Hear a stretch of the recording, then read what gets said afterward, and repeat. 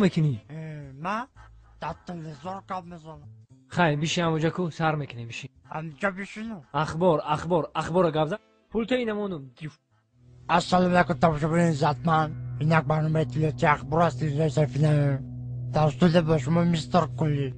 هفته سپشل در شهر دوشنبه در چشمشون کرده. در نزدیکی NVD دو دوست را دستگیر کردند. صدراعظم نجمی و بهرام غفوری ساعت 12 شب به نیت غارتگری از خانه بیرون شده و خانه عبیدالله سعدالله حمله کردند. عبیدالله سعدالله در حالت مست خواب بوده. از کاسه عبیدالله سعدالله 180 درم، از درون شیفانیر عبیدالله سعدالله چیزهای قیمت بها، دو فیلم میکا، دو پرکالو، دو پچکه چای، دو پرنسکی و دو ترک نیاخونه را زیر کرده گریختند.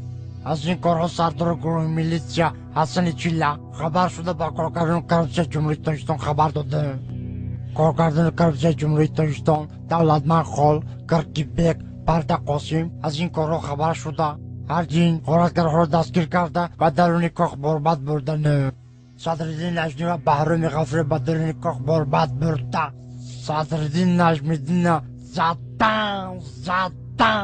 زدن توبه کردم خدا و عصر میکنی. ای رو تسیه کدامی ژورنالیست دروغ میگه؟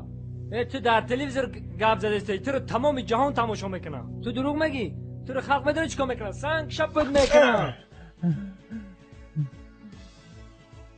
نخود ژورنالیست دروغ بگه. چه نرو بزنی؟ تو فالبین دروغ گفته استی.